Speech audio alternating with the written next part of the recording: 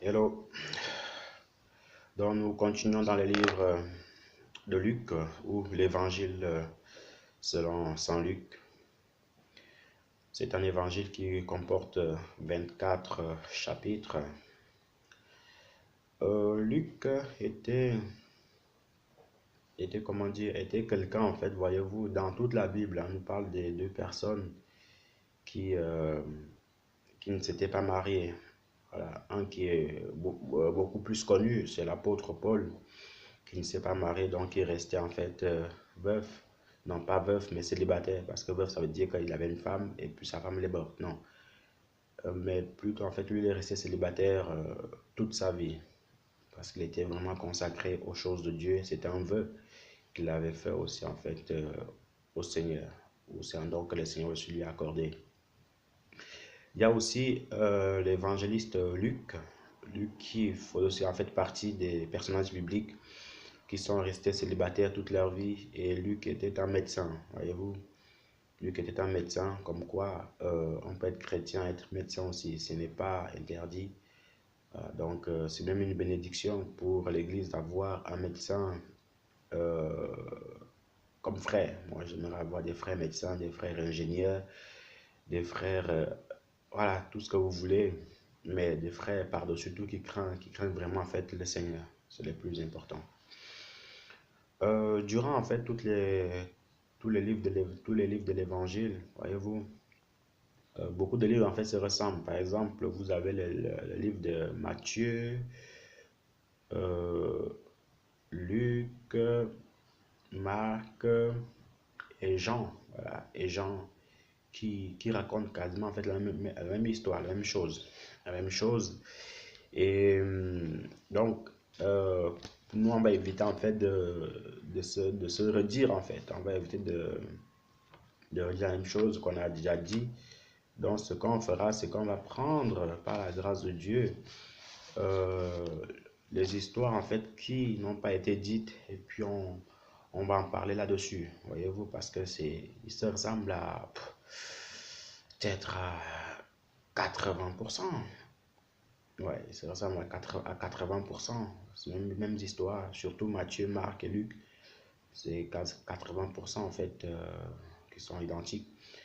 Mais par contre, l'évangile de Jean, lui, raconte autre chose en fait. Il raconte aussi des très très bonnes choses, mais en aucun cas en fait il relate certaines histoires des autres évangiles précédents, tout simplement. Et donc,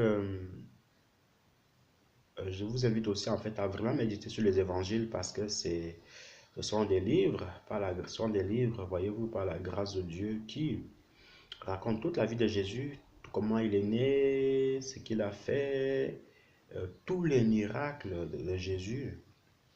Tous les miracles de Jésus en fait sont mentionnés dans les évangiles. Encore que l'apôtre Jean nous dit dans la fin de son évangile que si on venait vraiment dire tout ce que Jésus a fait comme miracle, aucun livre ne pourrait les supporter. Donc, en gros, il y a même encore d'autres miracles que Jésus-Christ en fait a fait, mais qu'on n'a pas mis dans la Bible parce que sinon, on allait avoir un Bible aussi gros 2 fois plus qu'un dictionnaire. Mais bon, le Seigneur seul, en fait, seul sait comment en fait il fait ces choses. Donc, nous allons commencer dans l'évangile de Luc, le chapitre le chapitre 1. Donc, ça nous parle de Jean-Baptiste, de sa naissance, où le Seigneur va envoyer en fait un archange, l'archange Gabriel, donc l'archange de bonnes nouvelles, le porteur de bonnes nouvelles. Il va parler à Zacharie, et Zacharie va devenir muet pendant un certain temps parce qu'il n'avait pas cru à la parole de Dieu, mais par la grâce de Dieu aussi, en fait, le Seigneur va lui redonner ce souffle, va lui redonner en fait la grâce de reparler une fois de plus. Et après quoi, Élisabeth, donc la mère de Jean-Baptiste, va être enceinte. Et Jean-Baptiste, après, va donner en fait un cantique de remerciement au Seigneur. Et en poursuivant au chapitre 2, nous voyons comment les bergers, ou les marges aussi en fait, les bergers ou les marges, vont aller auprès de Jésus pour lui donner en fait des cadeaux, des présents.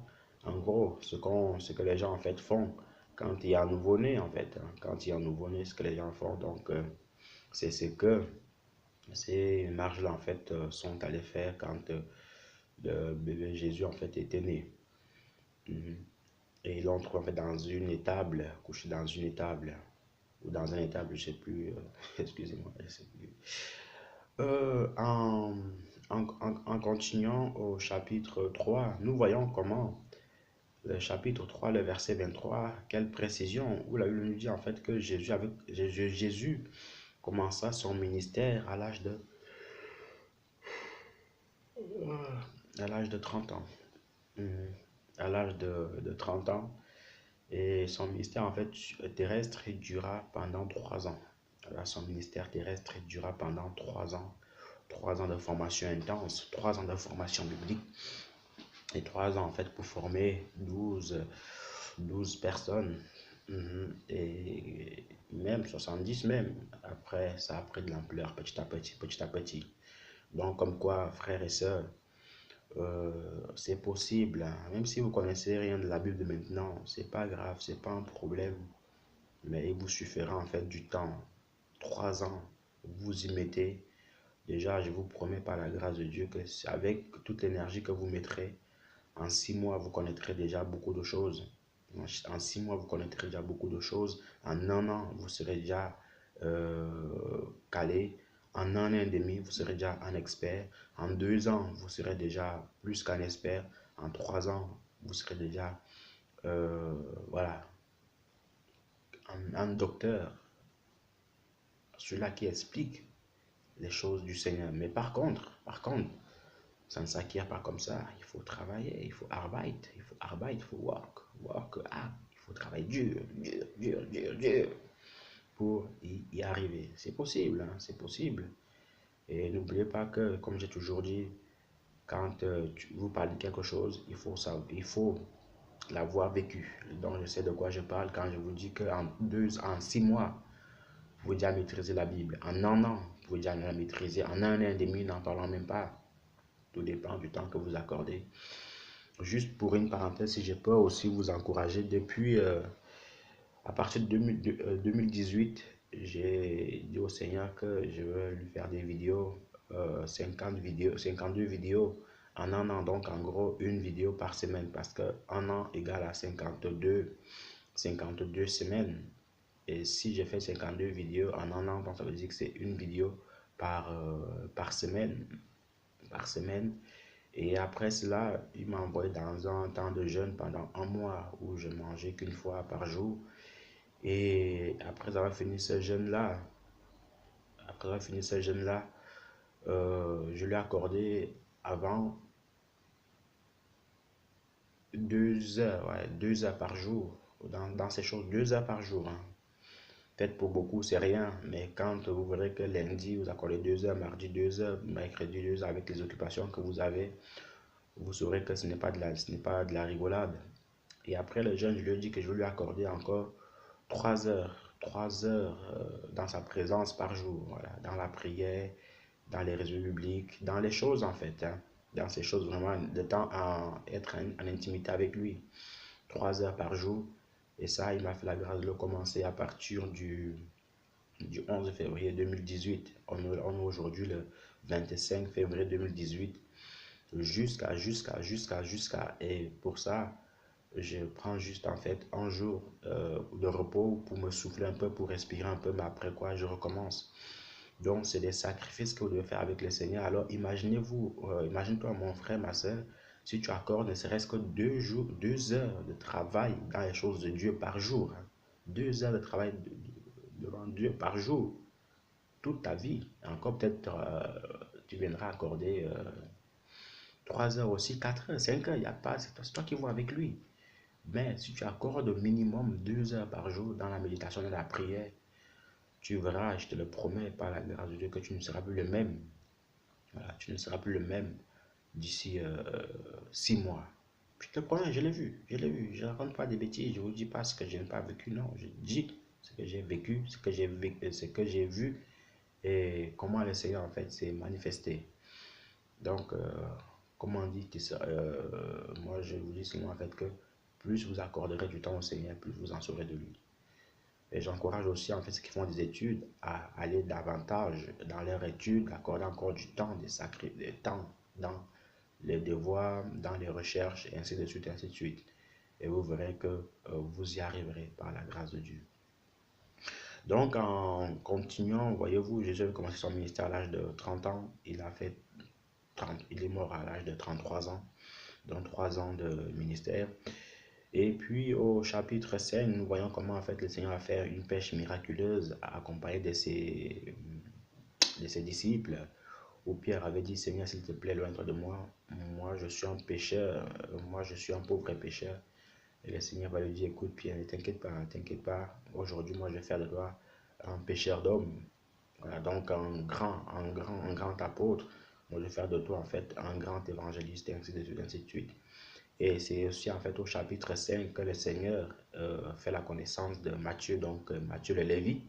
Matthieu le Lévite, pour qu'il puisse le suivre. Et quand on arrive au chapitre 6, nous voyons comment le Seigneur fait le choix des 12 apôtres. À savoir vraiment en fait une chose, c'est qu'au départ, les apôtres, on les appelait les disciples, d'où le mot discipline, étaient des disciples, étaient les disciples de... étaient d'abord des disciples, après quoi ils sont devenus des apôtres. Vous voyez un peu. Donc, le mot apôtre et disciple, c'est la même chose. Mis à part qu'apôtre, c'est un peu plus élevé parce que quand tu deviens apôtre, en fait, tu as déjà un ministère, tout simplement. Mais le disciple, ça veut vraiment dire quelqu'un qui est discipliné, quelqu'un qui est assidu et quelqu'un qui est là, quoi, qui est présent par la grâce de Dieu. En continuant toujours au chapitre 6, le Seigneur nous dit en fait d'aimer nos ennemis, bénissez ceux qui nous font du mal et priez pour ceux qui nous haïssent. Ça, c'est un médicament très amer pour beaucoup de personnes, même pour les chrétiens, quand il s'agit de prier pour ceux qui nous maudissent. Voilà, quand il s'agit de prier pour ceux qui nous maudissent, quand il s'agit de prier pour ceux qui nous persécutent, quand il s'agit de prier pour ceux qui nous insultent. Ah, il se prend pour qui? Moi, je ne vais pas prier pour lui. C'est quoi ça? Il sait de quel bois je me chauffe, il sait d'où je viens, il connaît mon père. Non, vous ne connaissez ça. Non, non, non. Donc, vraiment, prions pour nos ennemis. C'est vrai que ce n'est pas facile. Hein. C'est vrai, on est bien d'accord. Mais c'est là aussi, en fait, que tu prouveras que tu es chrétien. Parce qu'un chrétien qui ne prie pas pour ses ennemis, et un païen aussi qui ne prie pas pour ses ennemis, alors où est la différence? Mais nous sommes amenés, en fait, à marquer la différence. Et vous verrez que quand vous franchissez ce pas-là, alors le Seigneur, en fait, vous montre encore d'autres choses plus grandioses. Voilà, plus grandioses. Donc, je vous encourage, je vous exhorte vraiment à faire cela et le Seigneur vous aidera, le Seigneur vous accompagnera toujours. Ce n'est pas impossible, hein. Seulement il faut avoir le cœur de Dieu. Je connais des personnes, tu m'insultes, je t'insulte, tu tues mon père, je tue ton père, tu tues mon enfant, je tue ton enfant. En gros, œil pour œil, dent pour dent, comme au temps de Moïse. Non, le Seigneur, lui, il avait dit, en fait, vous avez appris, mais moi, vous avez appris de Moïse que, mais moi, je vous apprends que, quelle grâce, quelle puissance. Ça, c'était vraiment, en fait, Dieu en personne, mais incarné en homme, tout simplement. Donc, mon frère, ma soeur, il faut enlever cette vengeance dans ta vie, sinon tu n'avanceras pas. Même peut-être tu croirais avancer, mais en fait, tu n'avances pas. Mais que le Seigneur brise ton cœur de pierre, que le Seigneur brise ton cœur d'orgueil et qu'il donne en fait un cœur d'enfant, parce qu'un enfant est prompt à pardonner tout de suite et à passer outre. Donc, sois aussi prêt à pardonner tout de suite et à passer outre. Et en continuant, bon, pour ma part, moi, honnêtement, je vous le dis de tout mon cœur, il y a des personnes en fait qui m'ont fait du mal, des personnes qui m'ont fait du mal, beaucoup de mal, mais qui s'étaient même levées contre moi. Aujourd'hui, le Seigneur m'a restauré. Je prie pour ces personnes-là, je leur parle et puis tout va bien, quoi. Parce que c'est que si je ne pardonne pas, ben, je serai en train de vous mentir, en fait. Hein. Si je ne pardonne pas, je serai en train de me mentir moi-même et de stagner, de dire quelque chose que je n'ai pas vécu. Et il y a véritablement aussi, en fait, une personne qui m'a beaucoup fait du mal, un mal de cœur. Mais aujourd'hui, Voilà, c'est pardonner, on avance et puis on n'a pas de temps à perdre de stagner. Il faut simplement avancer et prier pour ces personnes-là. Et vous verrez, quand vous priez pour la personne, le diable en fait est vaincu parce que le diable ne veut pas que vous priez pour vos ennemis. Mais quand vous ouvrez la bouche pour prier pour vos ennemis, alors le diable est vaincu et il ne sait plus où mettre la tête, où mettre le pied. Donc, c'est un peu ça. Et après, en continuant, voyez-vous, au chapitre 7, le Seigneur ressuscite en fait le fils de la veuve de Naïn. C'était la pauvre femme qui avait qu'un seul fils et puis ce fils était mort. On le transportait dans un cercueil. Et le Seigneur a fait la connaissance de ce cercueil-là. Il va dire poser-le par terre, il va juste le toucher. Il va dire ouvrir le cercueil. L'enfant était vivant. Donc, c'était vraiment, le Seigneur était vraiment quelqu'un de puissant, voilà, de puissant, de grandiose. Rien ne le dépassait. Quand vous le voyez, vous savez que non, maintenant c'est mon jour de grâce. Quand vous le voyez, vous dites non, c'est bon, tous mes problèmes sont réglés. C'était quelqu'un de waouh, quoi, exceptionnel. C'est pour ça qu'il était Dieu. Et c'est pour ça qu'il est Dieu, quoi. C'est-à-dire, c'est comme vous êtes avec quelqu'un qui a de l'argent et vous voulez faire des courses. Vous n'avez pas à vous inquiéter parce que vous savez qu'il y a le millionnaire qui est là, il y a mon père millionnaire qui est là. Et quoi qu'il en soit, que je peux prendre à la boutique, je ne serai pas endetté de manière financière, quoi. Donc, voilà. Lisez seulement, en fait. Lisez, on peut vous raconter, c'est une chose, mais quand vous lisez, que vous l'expérimentez, c'est encore plus grandiose, tout simplement. Alors, en continuant au chapitre 9, nous voyons comment le Seigneur va se transfigurer. Donc, en fait, la transfiguration, ça veut dire quoi? Ça veut dire qu'il va prendre une autre apparence et il va y avoir en fait l'apparition de Élie et de Moïse. Et le Seigneur avait toujours l'habitude, j'aimerais aussi attirer votre attention par rapport à cela, c'est que, voyez-vous, frères et sœurs, à chaque fois que le Seigneur faisait toujours quelque chose d'exceptionnel, il prenait toujours trois disciples. Trois disciples. Peut-être ces disciples, en fait, que le Seigneur avait remarqué quelque chose. Mais ça reste que c'était toujours les mêmes. C'était, si mes souvenirs sont bons, il y avait Jacques, il y avait Jean, il y avait Pierre. Voilà, c'était des gens en fait que le Seigneur prenait toujours à l'écart. Par exemple, quand il est parti ressusciter la fille de Jairus, lors de la transfiguration, et encore un autre moment, il les prenait toujours tous ces trois-là. Et voyez-vous aussi par la suite, ce sont ces trois-là. Pierre va aussi faire la même chose que le Seigneur Jésus parce qu'il avait vu faire le Seigneur Jésus. Donc, c'est un peu ça. En continuant au chapitre 10, le Seigneur, en fait, envoie ses disciples pour aller prêcher la parole de Dieu, pour aller chasser les démons. Et par la grâce de Dieu, voyez-vous, les démons vont obéir, vont se ranger par rapport, en fait, à l'évangile de Christ. Et qu'est-ce qui va se passer? Les disciples vont venir tout joyeux, Seigneur, même les démons nous ont obéi, même les démons nous sont soumis, Seigneur, nous sommes contents, alléluia, Dieu est bon. Le Seigneur va leur dire, écoutez, c'est bien, gloire à Dieu, gloire à mon nom, si les démons vous sont soumis. Mais par contre, sachez une chose, mes bien-aimés, sachez une chose, c'est que vous ne devez pas vous réjouir de ce que les démons vous sont soumis, mais vous devez vous réjouir de ce que vos noms sont écrits dans les livres de vie. C'est un message qui en dit long ici. Ça veut dire quoi? Ça veut dire que toi, homme de Dieu, toi, serviteur de Dieu, toi, prédicateur, quand nous faisons des miracles, c'est bien au nom de Jésus. Mais ce n'est pas ça qui nous ramènera au ciel. Les miracles, c'est bien. Je suis pour les miracles. Amen. Gloire à Dieu. Mais nous devons savoir que ce n'est pas les miracles qui nous ramèneront au ciel. Ce qui nous ramènera au ciel, en fait, c'est notre vie de sanctification. Et le Seigneur dit en fait que nous ne devons pas nous réjouir parce que les démons nous sont soumis, mais on doit se réjouir parce que nos noms sont écrits dans les livres de vie. C'est ça le plus important. Parce qu'on peut faire tous les miracles du monde entier, tout. Déplacer les montagnes, bouger des maisons, bouger des chaises avec d'autres yeux, avec nos yeux, bouger des tables, tout ce que vous voulez. Mais mon ami, s'il n'a pas la crainte véritable de Dieu, non, il n'y aura pas de paradis. Donc le miracle c'est bien quand nos noms sont écrits dans les livres de vie. C'est pas moi qui l'ai dit, hein, j'invente rien, c'est écrit dans la Bible. Luc 10.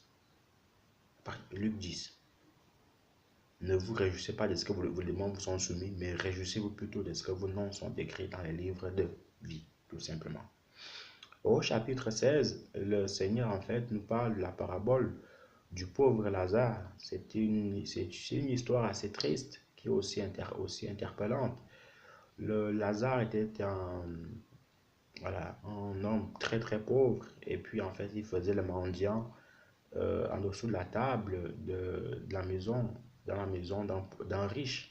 Et le riche lui menait joyeuse vie. En fait, comme les riches d'aujourd'hui, l'argent, les belles maisons, les belles voitures, tout ce qui s'ensuit, c'est bon, c'est beau. Voilà. Et à la mort de ces deux, Lazare, lui, il va aller au paradis. Donc, en gros, dans le sein d'Abraham, pour attendre, voyez-vous, le jugement. Et le pauvre riche, enfin le riche, lui, pas le pauvre riche, parce qu'on ne peut pas être pauvre et riche, non, ça ne va pas. Soit on est pauvre et on n'est pas riche, soit on est riche et on n'est pas pauvre. Voilà. C'est comme on disait, quelqu'un qui fait du mal, quelqu'un qui fait le mal bien. Non, soit tu fais du mal, soit tu fais du bien. Donc, donc, à la mort de ces deux-ci, Lazare va aller dans le sang d'Abraham, donc dans le sang c'est un endroit en fait où les justes y vont, le sang d'Abraham, en attendant le jugement. Et puis le riche, lui, va aller en fait en enfer. Et il va dire à Abraham qu'écoute, Abraham, fais que Lazare trempe le bout de son doigt et le met dans ma bouche parce qu'ici on souffre cruellement de chaleur. Abraham va lui répondre, écoute mon fils, quand tu étais sur cette terre, tu avais tout ce que tu voulais, des femmes, des maisons, euh, des voitures, à manger. Voilà. Mais le pauvre Lazare, lui, il était sur terre, il n'avait rien du tout. Et quand il était là, étant pauvre, étant couvert de blessures, c'était les chiens qui venaient lécher en fait ses blessures. Et parfois, en fait, quand il voulait prendre un os que j'avais mangé par terre, le chien le dévançait et il mangeait cet os-là. Maintenant que Lazare est consolé et que toi, tu souffres, c'est la justice de Dieu. On peut rien faire. On peut rien faire. On peut rien faire. Alors il va dire à Abraham. Mais on continue à contester contre Abraham. Hein. Donc ça, c'est vraiment en fait le caractère des riches. Il croit qu'il peut tout, il croit qu'il peut tout faire. Il croit que tout lui appartient. Il va dire à Abraham, non, non, non, non, Abraham, moi je veux pas de ça. Moi je veux que tu me fasses venir où Lazare se trouve, parce que moi, j'étais riche. Abraham lui a dit, écoute mon enfant, on ne peut pas.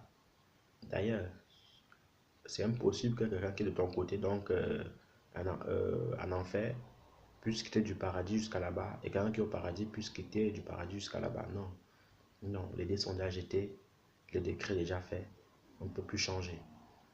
Alors, étant pris de remords, étant pris voilà, de pleurs, il va dire à Abraham, Père Abraham, j'ai, Père Abraham, j'ai des frères.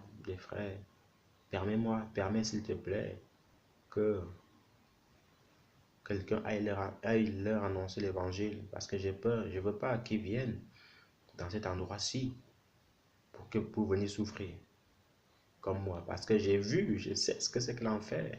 Alors envoie quelqu'un. Et Abraham va lui dire, écoute, ils ont les prophètes, ils ont la Bible, qu'ils lisent la Bible, qu'ils la méditent et qu'ils la mettent en pratique. Et le riche va encore aller dire, va encore négocier, toujours à comment dire, à toujours parler, à toujours vouloir négocier, va dire à Abraham, non Abraham, moi je ne veux pas, mais je veux que tu envoies quelqu'un, un prophète, parce que quand ils vont un prophète, ils vont dire, ça y est, c'est un prophète, et tout ça, et tout ça. Et Abraham va lui dire, écoute, s'ils ne lisent pas la Bible, s'ils n'écoutent pas les hommes de Dieu que j'ai envoyés, est-ce que tu crois vraiment qu'ils vont écouter un prophète? Donc, en gros, une fois de plus, mon ami, c'est une autre histoire qui sort de là. Ça veut dire quoi? Ça veut dire que ce riche-là, ayant vu ce qu'il attendait en enfer, ce qu'il vivait en enfer, il va soutenir sa personne. Il va dire, envoie quelqu'un. Et c'est quelqu'un-là que le Seigneur envoie. Ce sont ces prédications que tu es en train d'écouter, mon ami. ces prédications que tu écoutes de la bouche des autres serviteurs, des véritables serviteurs. Voilà, maintenant c'est à toi d'écouter, c'est à toi d'écouter, c'est à toi d'écouter, de les mettre en pratique. Parce que je le répète, il sera très, très, très, très tard. Ils ont l'habitude de dire que il n'est jamais trop tard. Oui, c'est vrai.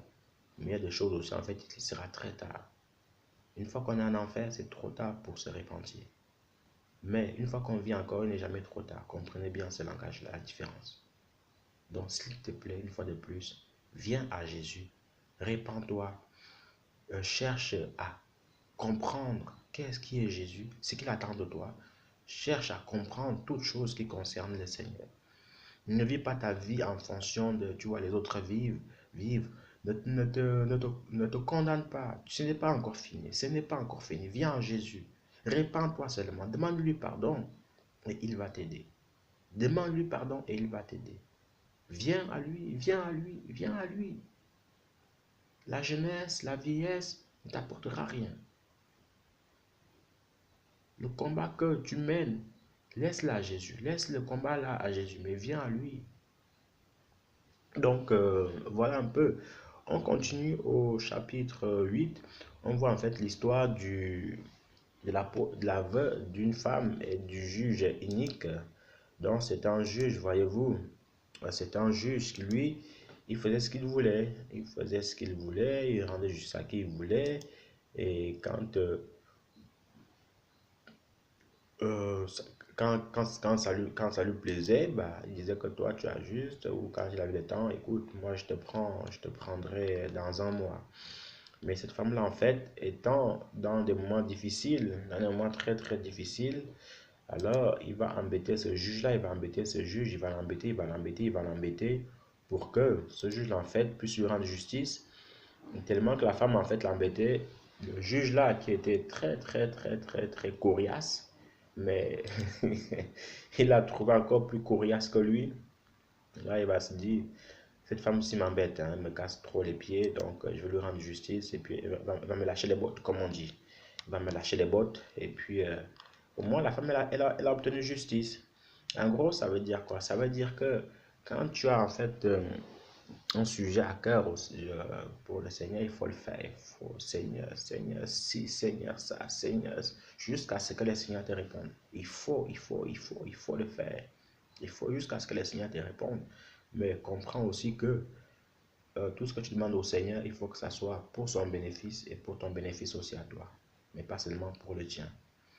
Parce que seulement pour ton bénéfice à toi, mon ami, oublie. Non. Ça arrête de demander des millions à Dieu. Non, non, non. Cette prière-là, si tu l'as fait, arrête-la tout de suite. Ça ne sert à rien. Il ne te donnera pas. Parce que si c'est pour te perdre, ce n'est pas la peine. Mais si tu demandes à ce que il t'ouvre davantage, il te donne le don de discernement, le don d'interpréter des prophéties, le don d'interpréter des langues, de parler en langue, le don de le servir, avoir une maison pour accueillir des frères.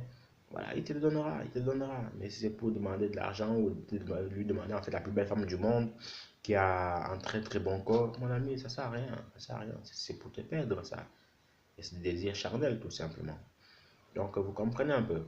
Mais toujours tu sais que faites des prières au Seigneur, insistez dans ces prières-là et le Seigneur vous répondra. Et au chapitre 23, nous voyons comment en fait le Seigneur Jésus-Christ va comparaître devant Pilate avant sa mort, le gouverneur Pilate. Je vais un peu en vitesse m'arrêter sur la vie de Pilate. Bon, c'était un gouverneur assez spécial. Il faut se dire que, vous savez, il y a des décisions, en fait, ce n'est jamais facile. Ce n'est pas évident de les prendre. Parce que d'un côté, Pilate, lui, il voulait relâcher Jésus, mais il craignait la foule. De l'autre côté, euh, il voulait aussi en fait faire crucifier Jésus parce que c'était pour faire plaisir en fait à ses détracteurs. Mais sa femme va pas venir en lui disant qu'écoute, cet homme n'a rien fait de mal, j'ai eu un mauvais songe, j'ai eu un songe le concernant, me disant en fait qu'il est juste quoi. Alors peut-être qu'est-ce qu'il va faire, il va se laver les mains, il va dire ah cette affaire vous concerne, moi je me lave les mains là-dessus. En gros, je je veux plus de problème, jugez-le comme vous le pensez. Et je connais pas mal de chrétiens, bon après ce n'est que Voilà, chacun donne son avis là-dessus. Pas mal de chrétiens en fait qui disent que Pilate avait mal agi, que Pilate était pour la mort de Jésus. Moi, je dirais pas ça. Voilà. Moi, je dirais pas ça.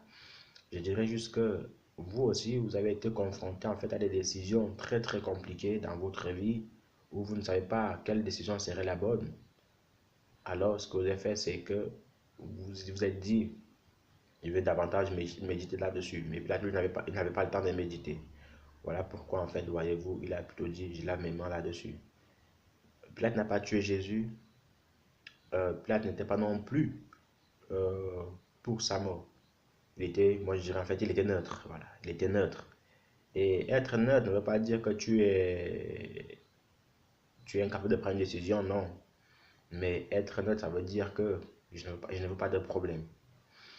Et souvenez-vous aussi, en fait, à chaque fois qu'il y a toujours eu la guerre, Première Guerre mondiale, Deuxième Guerre mondiale, les pays neutres, en fait, voyez-vous, les pays neutres, c'est des pays qui, qui prospèrent aujourd'hui, en fait. Vous voyez un peu, c'est des pays, en fait, qui sont vraiment prospères, qui n'ont pas de problème, leur gouvernement va bien. Je prends par exemple un pays comme le Luxembourg, c'est un pays qui a toujours été quasiment neutre, en fait. Je ne connais pas vraiment toute l'histoire, mais qui a toujours été un pays neutre entre la Première Guerre mondiale et la Seconde Guerre mondiale. Voilà comment il prospère. Un pays comme la Suisse, des pays en fait qui ont été neutres lors de la Première, Deuxième Guerre mondiale, même lors des guerres, ils sont toujours neutres. Mais voilà. Donc, voyons un peu. Donc, toutes ces choses-là, ça montre que parfois la neutralité, moi, je n'ai pas de problème, je reste dans mon coin. Mais par contre, je suis d'accord aussi, en fait, qu'à un moment donné, il faut prendre des décisions. Mais par contre, vous avez d'autres pays qui, oui, oui, oui, oui, on va y aller, on va y aller, on va y aller. Mais quand on va y aller dans une guerre, ben, quand on te rase ton pays, ben, mon ami, il faut avoir les fonds nécessaires pour le reconstruire. Donc, voyez un peu. En tout cas, donc voilà, Pilate va se laver les mains pour la mort de Jésus. Et au chapitre 24, nous voyons comment en fait on va crucifier Jésus et qu'il va ressusciter. Et puis la vie continue par la grâce de Dieu. Donc voilà un peu en ce qui concerne le livre de Luc. On va passer au livre de Marc tout à l'heure. Amen.